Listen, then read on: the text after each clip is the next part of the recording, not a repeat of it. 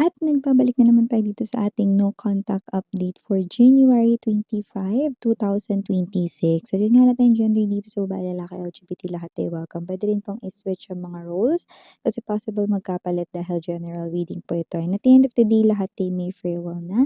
Free mong gamitin anytime, anywhere. At yun nga no mga babes, no, pwede nyo i-pause ang video na to for a while para isipin ng person ninyo na curious kayo malaman kung mayroon pa ba siyang feelings for you, iniisip niyo pa ba kayo, or may actions ba siya dito na gustong gawin patungkol sa inyong dalawa, no? So yun ang ating aalamin, no? We're getting the real-time energies. Hindi yung energy niya yesterday, hindi rin yung energy niya bukas, kundi yung energy niya ngayon, right at this very moment, no? Na pinag-uusapan natin siya. By the way, mga babes, no? Na Mido, do you believe me? Do you trust my words? That I can definitely see what's gonna happen next? That what I'm hearing is definitely related sa'yo and everything, no? Na nakikita ko, nililinig ko, no? Seeing the future, the predictions and everything. Okay? So, Ring of Fire ay coming, no? That's annular solar eclipse, okay? So if you wish to send a message sa isang person, no? Whether kung ano yung gusto mong sabihin, no? I-summarize mo na lahat, no? Okay, the shortest, the better, okay? So, yeah, kung bibigyan ko kayo ng time, no? I-limit ng 2 minutes, no? Kung ano yung gusto ninyong sabihin dun sa person na yun. So, kahit na ano, okay, that person will definitely hear it. Now, whether you want to confess your feelings for someone that you like, then please do so. Okay, you can do that, no? And if you wish to say something doon sa person naman, no, na like mong sabihin sa kanya, no, whether that's your ex, no, you want to tell him or everything, no, yeah, that person will definitely hear your voice, okay, on February 17, okay? So, yung cut-off ko for that, mga babes, na ay hanggang February 11 lang. Okay, so if you're interested to avail that, message lang ako sa thehighpriestesstarotKR@gmail.com, no? Okay? Inquire, no? Siguro ang ilagay nyo lang sa subject, no? Ring of Fire. Okay?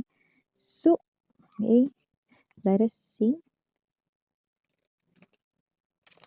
What do we have here para sa inyong no contact situation ng iyong person?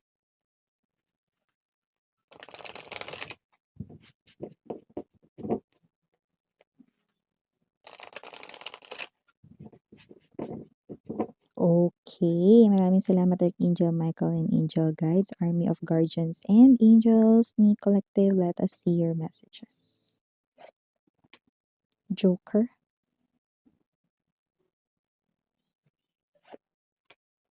the Moon, or the Eight of Hearts, Six of Diamonds,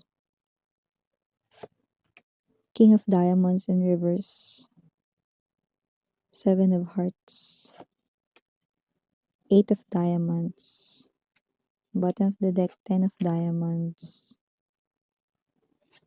Queen of Hearts, or the High Priestess, and Ace of Hearts. Whoever this energy is, no, na curious ka malaman kung may feelings pa siya sa'yo or okay, wala na, I do pick up that this person right in here, no, I clearly, with all of the red dito, pulang-pula, no, yung atin ditong energy. This person here once became someone na mataas ang pride, mataas ang ego. That's why the King of Diamond ay in reverse kasi willing niya nang ibaba at ilaglag ang lahat ng yan dahil makakagulo lang yan sa inyong dalawa. At pulang-pula, this is cartomancy, 'no? Pulang-pula ang lahat, so ibig sabihin 'no, lahat ito 'no ay, ang kanyang emosyon at feelings at kung paano kanya nakikita. This person is viewing you as the queen of hearts, sweetheart 'no, at makikita natin dito that you are someone here 'no, na kanya ritong one and only love at wala siya ditong ibang tinatangi with the Ace of Hearts energy, okay? But it looks like, okay, parang ikaw ito, you've turned your back or parang feeling niya you've turned your back already sa kanya, okay? So, even though lahat dito pula, ito lang yung itim kung papansin mo, 'tong Joker. Because this person here feels like kailangan niya ng talikuran 'tong new beginning na 'to, pero ayaw niya, okay? Dahil love ka niya. The redness of all of these cards remaining dito sa ating table 'no, lahat 'yan mahal ka niya, iniisip ka pa niya, gusto niya ritong bumalik 'no, but this is the stress. Stress na stress siya rito 'no, of attaining this new beginning. Look at 'no, the stormy season 'no, umuulan 'di ba, pero wala siyang payong diyan 'di ba? Definitely whoever this energy is na I'm seeing a feminine standing na panghihinaan siya rito ng loob. Wala tayong gender, babae, lalaki 'no, kahit na lalaki pa itong ka-connect ninyo rito 'no, or siya ito na tigas-tigasan dati 'no, ngayon hindi niya na kaya 'yan 'no, stress na stress na siya rito upang maghanap ng paraan paano makababalik sa inyo. Kasi kahit si Google hindi siya kayang tulungan, 'yan 'no. So with the Eight of Hearts energy, this person right in here ay someone 'no, na parang kahit nagdadasal siya 'no, kay God, sa angels niya rito 'no, or sa kahit na sino na lang na puwedeng makinig daw sa kanya, it looks like 'no, something is not right, something is not working sa kanya ritong favor. So this person right in here feels hopeless despite of how strong his or her feelings for you. So whoever this energy is, I do see that this person right in here is very interested, okay, na makagawa rito 'no, ng paraan para ikaw ay kanya rito 'no, na makasama ulit 'no. Pero mukhang ayaw mong makipag-usap because you're turning your back dito sa person na 'to, and it looks like you're facing the Ace of Hearts. Maybe you already have someone new in your heart, or baka naman napalitan na sa puso mo itong tao na 'to 'no, or maybe this is you, you're not yet healed. You're not yet okay 'no, parang hindi mo alam if you can trust this person here, or hindi mo alam if you still love him or her. Okay?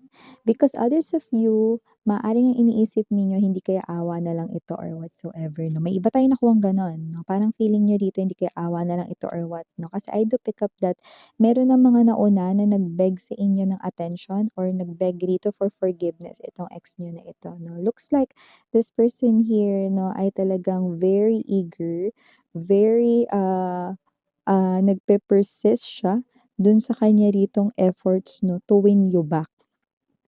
Okay. So I do see that with this 10 of diamonds energy, this is an indication right in here that this person will now value your family. If meron na kayo nitong family or kasal kayo or meron kayong mga anak, no, or wala pa kayong children, doesn't have to be. Wala tayong gender dito, LGBTQs, of course, welcome din kayo. The 10 of diamonds speaks about right in here lifetime with you guys. Like spending his or her whole life with you guys. That's what this person here ay ibig sabihin. But then again, there's this abandonment issue. Basa.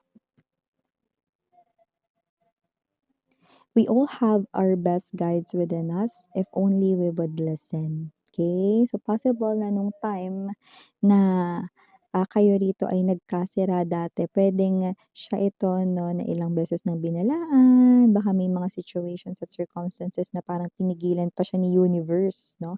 Pwedeng sa pamamagitan ng mga random situations 'no, na yun na pala yung mga pagpipigil ni universe 'no, pero hindi pa rin siya nagpapigil, ginawa niya pa rin dito yung bagay na nakasira sa inyong koneksyon. Now that this person here wants a new beginning here 'no, hindi siya rito makapagtiwala kaya nase-stress siya. Kasi hindi siya rito makampante 'no, kung talaga bang magkakaroon na ng new beginning because the Joker is the Fool and the Fool, no, ay 0 or number 0. So this person here wants to start from canvas, from scratch. It's okay lang daw, no? Wala siyang ide-demand dito sa inyo, no? Basta ang gusto lang niya dito ay bigyan mo siya ng chance. So okay lang kahit na mag-start kayo from scratch. Okay, kung kinakailangan na ligawan ka niya ulit or whatsoever, suyuin ka niya ulit, no? Okay, hindi yon makapagpipigil sa kanya. No? But then again, it looks like, I don't know, maybe you're not open for this right now or maybe this is you do not know if this is something here na love mo pa ba talaga siya or naaawa ka na lang sa kanya. Okay, try to assess yourself, no? Especially your feelings, sweetheart, no? Because you are kind-hearted, no? Maybe ikaw to, no, na hindi mo alam, baka kasi minahal mo lang siya, baka natitira lang na feelings mo yan, no? Yung iba siguro ganun iniisip ninyo. I do see that you are someone here, no, na nagkakaroon na rin ng opportunity surrounding your money and also this person here. Pero hindi siya nakokontento because you're not in his or her life. This person clearly gives me this type of message, no, na hindi siya rito makontento or hindi siya rito mapalagay, no. Gusto niyang i-share yung magandang balita sa mga kaperahan niya sa inyo, yung mga magagandang nangyayari sa buhay niya ngayon, no. Gusto niyang i-share yan sa inyo pero parang hindi na kayo willing to listen, no. Alam mo, it looks like this person right in here, no, dati happy ka sa mga na-achieve niya, no, when you were together pa, 'di ba? This person here tells you everything, especially the achievements and successes na meron siya during that time, no? And this person here, nami-miss niya yan ngayon. Gusto niya ditong i-share sa'yo yung mga na-accomplish niya, kahit na mga small things yon or whatsoever, no? Because alam niya that you are his or her number one cheerleader or number one supporter. Yet, this person right in here, no? Eto siya, naaanhin niya rito yung parang nangyayari magaganda sa buhay niya kung wala naman dito yung person na gusto niya ritong pag-share ng lahat ng ito. Well, it's up to you, no? Kasi nakikita ko dito na hindi ka niya susukuan. Though nasa-stress siya ngayon na finding ways, no, na kahit na si Google tinatanong niya na rito. Well, I can say, no, Google dito ay talaga namang may unlimited or endless na mga suggestions yet. Okay, looks like nothing's working, no, for him or for her, no. But I do see that whoever this person is, no, because of all of this, no, look at the red. Okay, red parts here, no? Lahat yan malinaw na malinaw, no? Na siya ay nagbago, siya ay binaba ang kanya ritong pride, no? At ang ego, no? Nakita rin natin dito that this person here ay very balanced na sa kanyang energy, no? Looks like everything here ay almost perfect because this person here, no, ay nagbago sa kanya rito, no? Na hindi lang sa kanya ritong pag-uugali kundi pati rin sa kanyang kaperahan. Nakikita natin dito, no, na ang bagay lang na tangi ritong pinoproblema niya ay ito, ang new beginning sa'yo. This is what this person here is stressing about, okay? All of the pagbubukas ng connection ninyong dalawa. Parang wala na siya ritong parang pwede naman niyang i-share sa family or friends niya yung mga nangyayari sa life niya, but this person wants to share his or her whole self, whole life with the woman or the man he or she truly loves, and that is none other than you. Yeah, I know. But I can sense this person's regret right here. I do see that whoever this person is, no, this person will definitely hindi kanya ilalet go because this person here, no, hindi niya kaya rito na makita that you are with someone else, that you are nasa ibang arms or kandungan, no, ng ibang person. So I do pick up that this person here, as long as you're available, this person here will do everything in the name of love for you. Yeah, kakaloka naman yung mensahe na yun. But yeah, this person here loves you so much that he or she cannot afford to lose you for good. Hanggat kayang ilaban, be, ilalaban niya daw. Yan o. Nakakaloka yung pulang-pula tayo dito, pero dito lang hindi. Ay.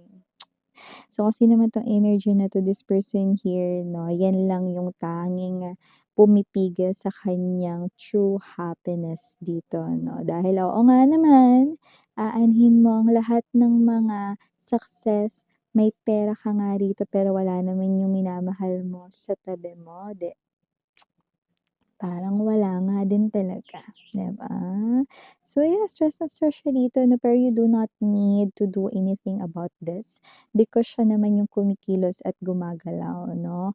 You can observe this person here 'no, from his or her galawan 'no, up to his or her facial expressions and everything, okay? Because you will definitely sense it right away because you are the high priestess, queen of hearts energy. Initials na tayo. Unang-una na diyan, capital letter J, capital letter G, capital letter L, capital letter D, capital letter M, and capital letter Y. Oh, MY!